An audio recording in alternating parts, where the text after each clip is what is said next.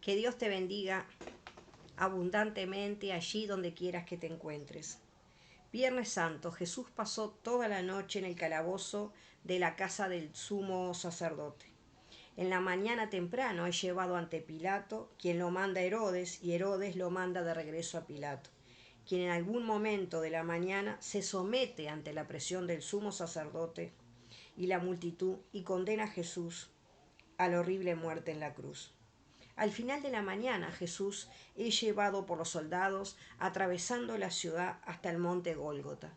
Al mediodía es clavado en la cruz donde estuvo colgado, sufriendo una agonía terrible hasta las 3 de la tarde. Él estuvo colgado 3 horas. Murió alrededor, como te dije anteriormente, alrededor de las 3 de la tarde, donde el cielo se oscurece y el velo del templo se rasga y hay un temblor en la tierra. Posteriormente es bajado de la cruz y colocado en la tumba rápidamente antes del atardecer. Un viernes de mucho dolor para Jesús. El Sanedrín sabemos que se había reunido al amanecer para establecer la sentencia penal definitiva en el juicio de Jesús, quien seguramente a esa altura del día Jesús estaría agotado, cansado, exhausto.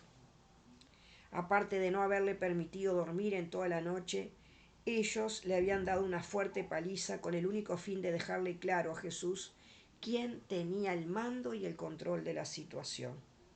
Lucas 23:1 dice: levantándose entonces toda la muchedumbre de ellos, llevaron a Jesús a Pilato. Poncio Pilato era el gobernador de Judea en aquellos días y tenía toda la autoridad y la potestad del imperio romano sobre sus hombros. Como las cortes judías no podían imponer una pena de muerte, ellos sabían que Pilato era el hombre clave. Los líderes del templo sabían que él era una persona fácil de convencer, así que lo único que necesitaban era ejercer presión sobre Pilato. Y eso fue lo que hicieron. Lucas 23:2 nos dice: y comenzaron a acusarle diciendo: a este hemos hallado que pervierte la nación y que prohíbe dar tributo a César, diciendo que él mismo es el Cristo, un rey. Todo esto lo hacen para presionar a Pilato, para convencerlo de que es digno de la muerte. Jesús nunca les prohibió a sus seguidores que pagaran los impuestos, de hecho los animó a hacerlo. Además, él mismo pagó los impuestos. Por lo tanto, esto era una mentira descabellada, deliberada, una mentira terrible. Pero después de cometer tantas irregularidades, ¿quién iba a escandalizarse por una mentira más? Por otra parte, era verdad que Jesús había declarado que él era el Mesías. Lucas 23:3 dice: entonces Pilato le preguntó: ¿eres tú el rey de los judíos? Respondió Jesús: mi reino no es de este mundo. Si mi reino fuera de este mundo, mis servidores pelearían para que yo no fuera entregado a los judíos, pero mi reino no es de aquí. Eso lo dice Juan en el capítulo 18, versículo 36. El reinado de Jesús comenzaba en el corazón de las personas que lo seguían. Jesús no era alguien que tuviera ambiciones políticas, como muchos cristianos de hoy en día. Le dijo entonces Pilato: luego, ¿eres tú rey? Respondió Jesús: tú dices que yo soy rey.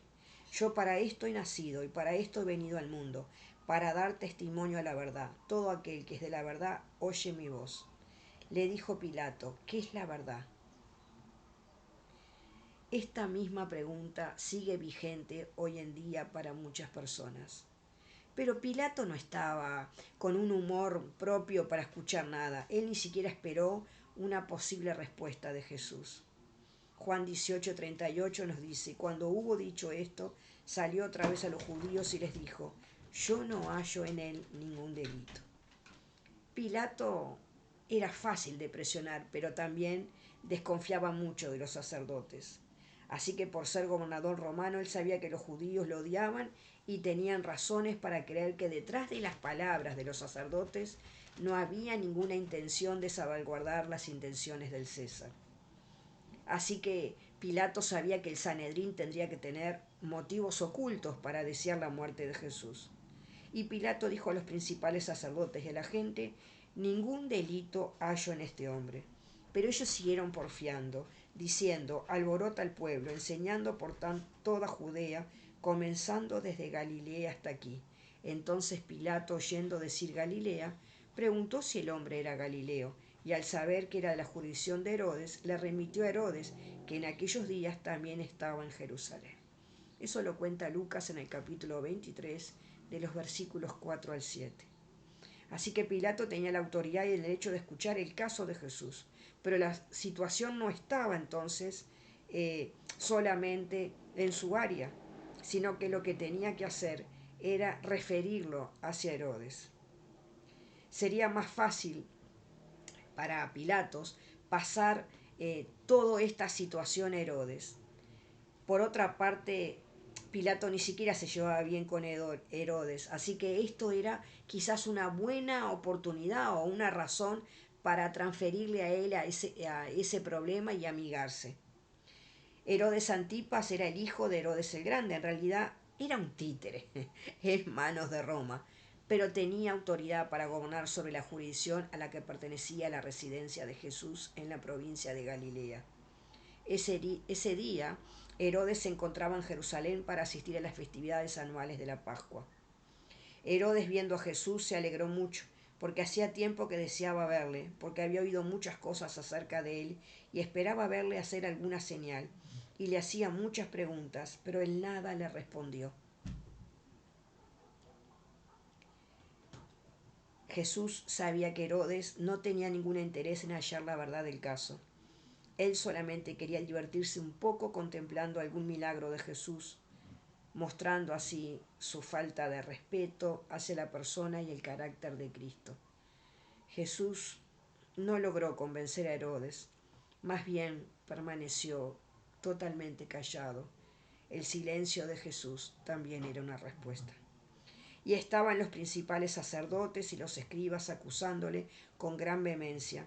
Entonces Herodes con sus soldados le menospreció y escarneció, vistiéndole de una ropa espléndida, y volvió a enviarle a Pilato. Y se hicieron amigos Pilato y Herodes aquel día, porque antes estaban enemistados entre sí.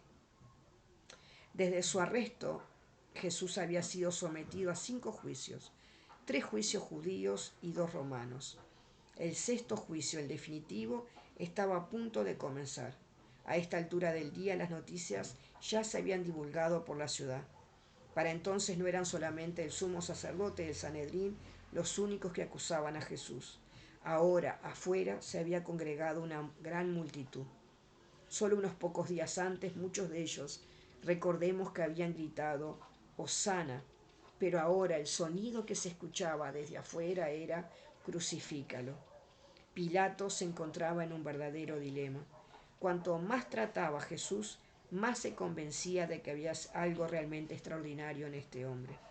Entonces Pilato, convocando a los principales sacerdotes, a los gobernantes y al pueblo, les dijo: «Me habéis presentado a este como un hombre que perturba al pueblo, pero habiéndole interrogado yo delante de vosotros, no he hallado en este hombre delito alguno de aquellos de que le acusáis, y ni aun Herodes, porque os remití a él, y he aquí, nada digno de muerte ha hecho este hombre. Le soltaré, pues después de castigarle».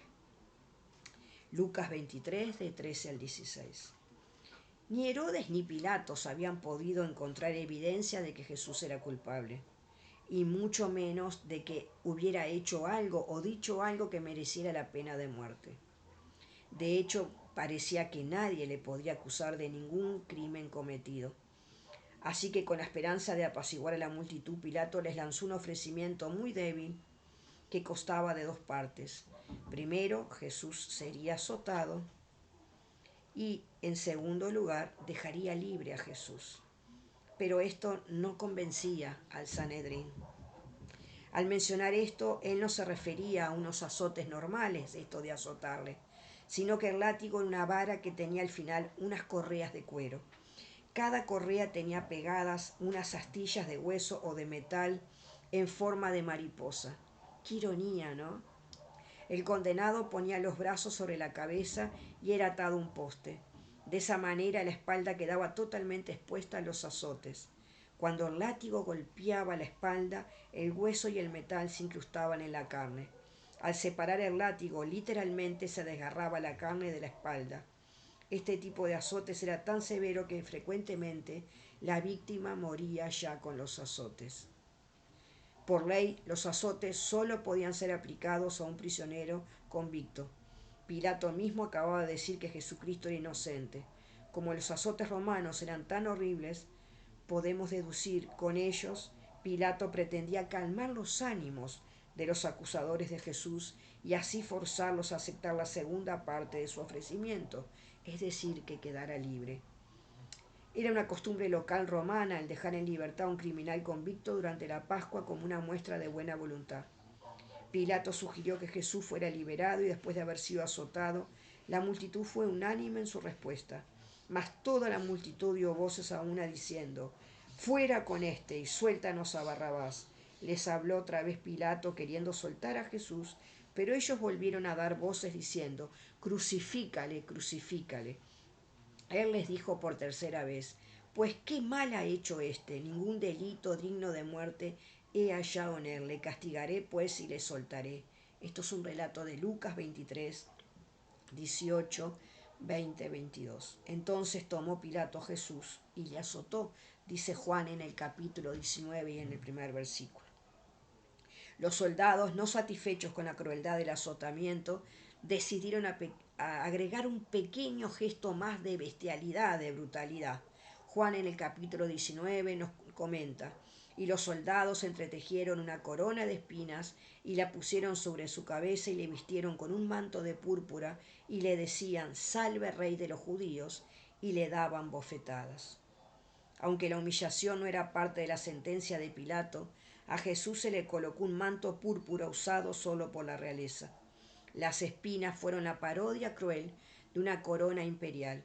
Esto fue una escarnecedora burla y una vil humillación. 700 años antes de que esto sucediera, ya Isaías lo había escrito. En el capítulo 53 encontramos: «Despreciado y desechado entre los hombres, y no lo estimamos». Entonces Pilato salió otra vez y les dijo: «Mirad, os lo traigo fuera, para que entendáis que ningún delito hallo en él». Y salió Jesús, llevando la corona de espinas y el manto de púrpura.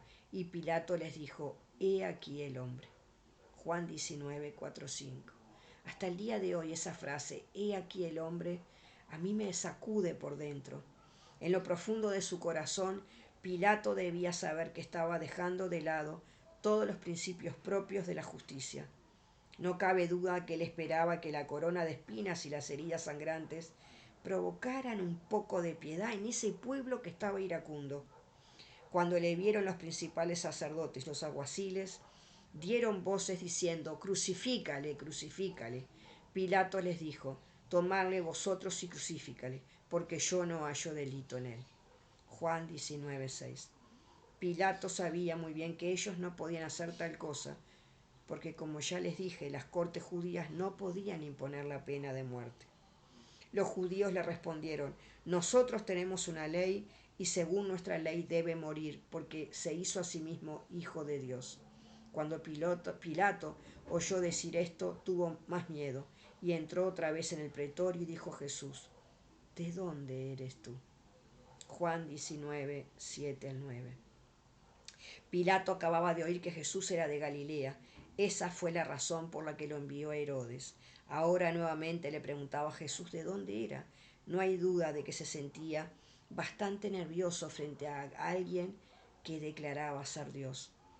Los griegos sabemos que creían en los dioses que bajaban del monte Olimpo para fraternizar con el hombre. Quizá Pilato se preguntaba si Jesús encajaría en esa categoría de Dios del Olimpo. Ciertamente este no era un criminal ordinario. Su comportamiento digno durante el juicio y la paz y la confianza que demostró eran algo desconcertante. «Jesús, realmente, ¿de dónde eres?». Mas Jesús no le dio respuesta. Entonces le dijo Pilato: «¿A mí no me hablas? ¿No sabes que tengo autoridad para crucificarte y que tengo autoridad para soltarte?». Respondió Jesús: «Ninguna autoridad tendrías contra mí si no te fuese dado de arriba». Desde entonces procuraba Pilato soltarle, pero los judíos daban voces diciendo: «Si a este sueltas no eres amigo del César». todo el que se hace rey a César se opone. Entonces Pilato, oyendo esto, llevó fuera a Jesús y se sentó en el tribunal en el lugar llamado Enlosado, y en hebreo Gábata. Era la preparación de la Pascua. Juan 19, del 9 al 14. El día de la preparación era el momento designado para matar al Cordero Pascual. Entonces dijo a los judíos: He aquí vuestro rey. Pero ellos gritaron: Fuera, fuera, crucifícale. Pilato les dijo: ¿A vuestro rey he de crucificar?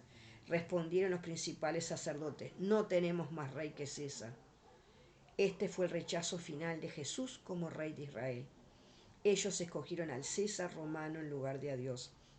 Así que entonces lo entregó a ellos para que fuese crucificado. Tomaron pues a Jesús y le llevaron, y él, cargando su cruz, salió al lugar llamado de la Calavera, y en hebreo Gólgota, y allí le crucificaron, con él a otros dos, uno a cada lado, y Jesús en medio. Esto lo relata Juan en el capítulo 19.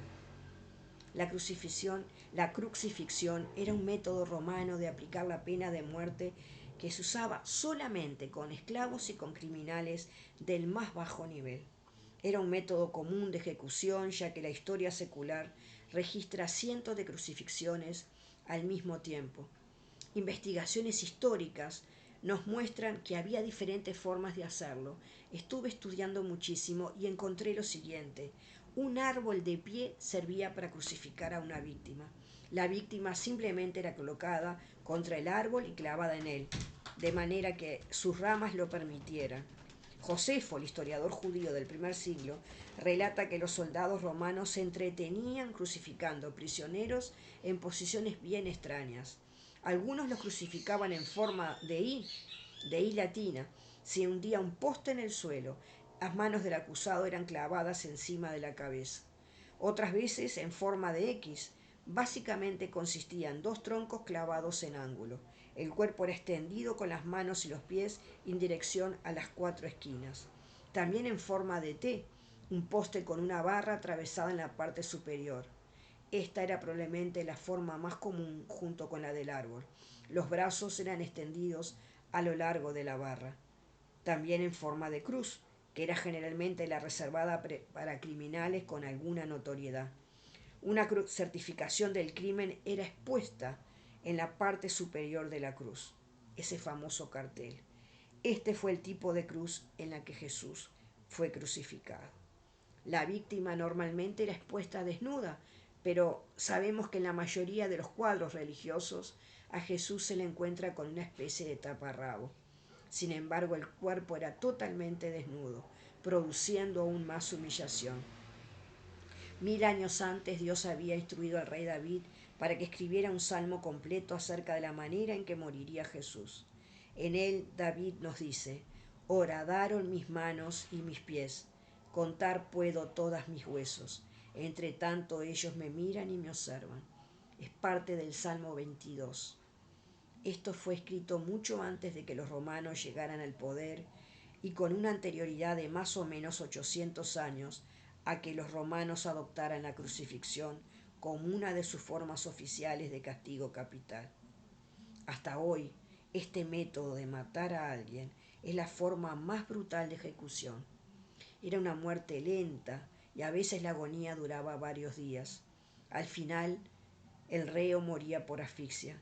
Al colgar con los brazos abiertos, la presión sobre el diafragma hacía imposible que la persona respirara. La respiración solo sería posible si se levantaba el cuerpo, haciendo esfuerzos con los brazos y los pies hacia arriba. De esta manera se conseguía que los tendones de las manos y de los pies se fueran desgarrando poco a poco. Pero de esa manera se lograba colocar un poco de aire en los pulmones y respirar un poco más. Por supuesto, estos movimientos era una lucha insoportable. La muerte llegaba muchas veces por el cansancio, por los dolores o la conmoción física, dejando al condenado incapaz de levantar el cuerpo. Los clavos y la imposibilidad de respirar no eran las únicas fuentes de angustia. La terrible sed que provocaba era insoportable. A todo este tormento físico había que añadirle la humillación de estar expuesto desnudo delante de mucha gente, que en el caso de Jesús se acercaban para burlarse. También sabemos que Pilato escribió un título que puso sobre la cruz, el cual decía: Jesús Nazareno, Rey de los Judíos, INRI. Y muchos de los judíos leyeron este título porque el lugar donde Jesús fue crucificado estaba cerca de la ciudad y el título estaba escrito en hebreo, en griego y en latín. Eso nos relata Juan en el capítulo 19. Cuando los soldados hubieron crucificado a Jesús, tomaron sus vestidos e hicieron 4 partes, una para cada soldado. Tomaron también su túnica, la cual era sin costura, de un solo tejido de arriba a abajo. Entonces dijeron entre sí: no la apartamos, sino echemos suerte sobre ella, a ver de quién será. Juan capítulo 19, versículos 23 y 24. Echar a suertes las ropas del crucificado era para algunos una distracción en esa tarea tan sangrienta. Cuando los soldados se sentaron al pie de la cruz para hacer girar los dados en sus cascos, no tenían la menor idea de que estaban cumpliendo una profecía antigua, como el Salmo 22 lo plantea. Esto fue para que se cumpliese la escritura que dice: repartieron entre sí mis vestidos y sobre mi ropa echaron suertes. Y así lo hicieron los soldados. Y el pueblo estaba mirando, y aún los gobernantes se burlaban de él, diciendo: a otro salvó, sálvase a sí mismo, si este es el Cristo, el escogido de Dios. Lo relata Lucas 23:35. 10 siglos antes, el rey David profetizó en sus escritos que el Salvador prometido también sería burlado. Mas yo soy gusano, dice el Salmo 26 en los versículos 6 y 7, y no hombre, oprobio de los hombres, y no despreciado del pueblo, y despreciado del pueblo. Todos los que me ven me escarnecen, estiran la boca, menean la cabeza. Estirar la boca se refiere a hacer este gesto, ese gesto de ironía, ¿no? De sonrisita, mírate ahí. Aún las palabras que se emplearon para ridiculizar a Jesús fueron registradas por David. Se encomendó a Jehová, líbrele él, sálvele, puesto que en él se complacía. Así vemos cómo cada una de, de las vivencias que tuvo Jesús ya estaban escritas. Por otro lado, sabemos que Jesús fue crucificado con 2 ladrones, ¿no?, a su lado.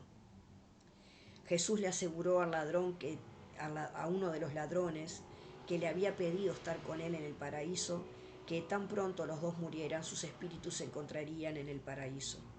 Jesús podía asegurar esto porque sabía que este hombre había confiado en él, de tal manera que fue liberado de las consecuencias del pecado y del castigo eterno. Cuando era como la hora sexta, hubo tinieblas sobre toda la tierra, hasta la hora novena, nos dice Lucas en el capítulo 22. Y a la hora novena Jesús clamó a gran voz diciendo: Eloi, Eloi, lama sabactani, que traducido es: Dios mío, ¿por qué me has desamparado? Marcos 15:34. Una vez más, 1000 años antes, el rey David, en su bellísimo Salmo 22, también profetizaba lo siguiente: Dios mío, ¿por qué me has desamparado? Habían razones para que Jesús clamara fuertemente con estas palabras. Entonces Jesús, clamando a gran voz, dijo: Padre, en tus manos encomiendo mi espíritu. Y habiendo dicho esto, expiró, nos dice Lucas 23:46.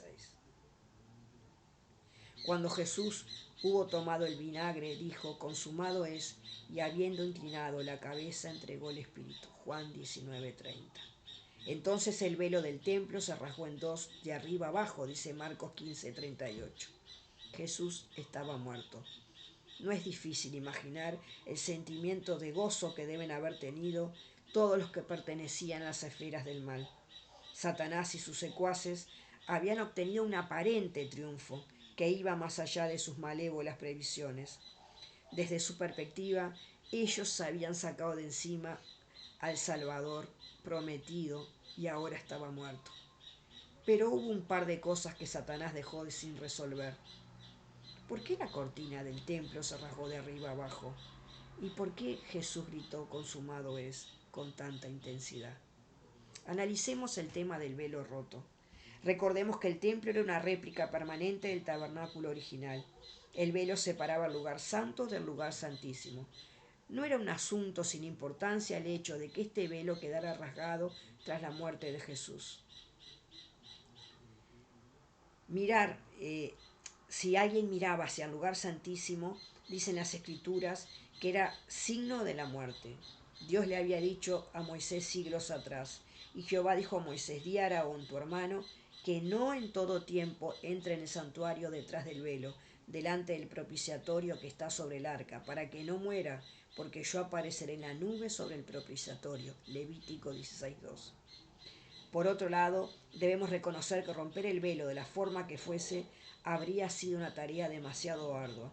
Se dice que el velo tenía unos 18 metros de alto y 9 metros de ancho, con un grosor de 10 centímetros, semejante al grosor de la mano de un hombre. ¿Te imaginas? Qué impresionante. Además, se rompió de arriba hacia abajo. Esto solo podía significar una cosa: que solo Dios fue quien rasgó el velo, no el hombre. Porque lo común es que si tienes una cortina, se te raje de abajo hacia arriba. Según el cálculo de los judíos, Jesús murió a la hora novena, que eso equivale a las 3 de la tarde. Seguramente en ese momento el templo estaría lleno de sacerdotes, realizando sus deberes sagrados, porque esa era la hora del sacrificio de la tarde. En ese momento estarían sacrificando un cordero. El hecho de que fuera la Pascua haría inevitable que las noticias del velo roto se propagaran como pólvora. Mucha gente estaría presente y el evento era demasiado impresionante como para que pasara por alto y nadie se lo olvidara. Ahora bien, pensemos esto. Satanás no tuvo en cuenta esa frase que Jesús dijo: consumado es. Es la traducción de una sola palabra griega, tetelestai. Esta palabra tiene muchos usos diferentes. Por ejemplo, si un sirviente volvía a la presencia de su amo luego de haber terminado una tarea, él le decía: el trabajo que me diste está terminado, es decir, tetelestai. También era un término que se usaba en la vida comercial. Cuando tú tenías una deuda, terminabas de pagar la tarjeta, digamos, tú te acercabas al deudor y le decías: la deuda está cancelada. La palabra traducida al griego era tetelestai. El momento de seleccionar también un cordero para el sacrificio en el templo era un hecho importante. Se buscaba el animal entre el rebaño y cuando se encontraba el cordero perfecto, que cumplía con todas las normas, el trabajo se ha terminado, también se decía. Y ahora bien, Jesús gritó: consumado es, porque la obra que el Padre le había dado estaba completa, no era producto de, de lo que Satanás hubiera querido. La escritura dice que Jesús gritó en voz muy alta: consumado es. Cuando el centurión vio lo que había acontecido, dio gloria a Dios diciendo: verdaderamente este hombre era justo, nos dice Lucas en el capítulo 23 y versículo 47. Qué irónico, un centurión romano, un oficial encargado de 100 soldados, fue el que escuchó el clamor de Jesús y fue el que hizo este comentario. Seguramente él, por ser un hombre de guerra, de estar acostumbrado a los gritos del dolor en la derrota y también de estar acostumbrado al grito de un hombre en la victoria, él pudo diferenciar ese grito de Jesús. Entonces los judíos, por cuanto era la preparación de la Pascua, a fin de que los cuerpos no quedasen en la cruz en el día de reposo, pues aquel día de reposo era de gran solemnidad, rogaron a Pilatos que se le quebrasen las piernas y fuesen quitados de allí. Juan 19:31. Este hecho de romperle los huesos nos rememora un poco al tema del sacrificio pascual. Así que quebraron las piernas de Jesús. Esto significaba que el crucificado, al no poder incorporarse más para respirar, moría rápidamente por la asfixia, a menos que el impacto para romperle los huesos no lo matara primero. Pero sabemos que a Jesús no le quebraron las piernas, porque ya estaba muerto. Y luego, bueno, sabemos que antes de que comience el día, ¿verdad?, de reposo para ellos, Jesús es sepultado en el huerto de José de Arimatea. Es interesantísimo cuando analizas todo esto que sucedió. Y hay algo impactante, porque la soledad que vivió Jesús no fue solamente la soledad de que los discípulos no sostuvieron el acompañarle en Getsemaní, la soledad de esa muerte tan fuerte, pero que posteriormente Jesús puede decir que cumplió con la obra a la cual fue enviado. Por eso dijo claramente, consumado es. Tú sabes que soy una fanática de Max Lucado, así que me gustaría compartirte algo que él dice, basándose en Juan 3:16, que todos lo sabemos de memoria, porque de tal manera amó Dios al mundo que dio a su Hijo unigénito. Dice así Max Lucado, ¿no te alegra que los siguientes versículos no digan porque de tal manera amó a los ricos? ¿O porque de tal manera amó a los famosos? ¿O porque de tal manera amó Dios a los delgados? Pero no dice así, ni tampoco dice porque de tal manera amó a los europeos o a los africanos, al sobrio o al triunfador, al joven o al viejo. No, cuando leemos Juan 3:16, sencilla y felizmente leemos porque de tal manera amó Dios al mundo. ¿Cuán ancho es el amor de Dios?, dice Max Lucado, suficientemente ancho como para cubrir todo el mundo. ¿Estás tú incluido en el mundo? Si lo estás, entonces estás incluido en el amor de Dios. Dice él, qué bueno es estar incluidos.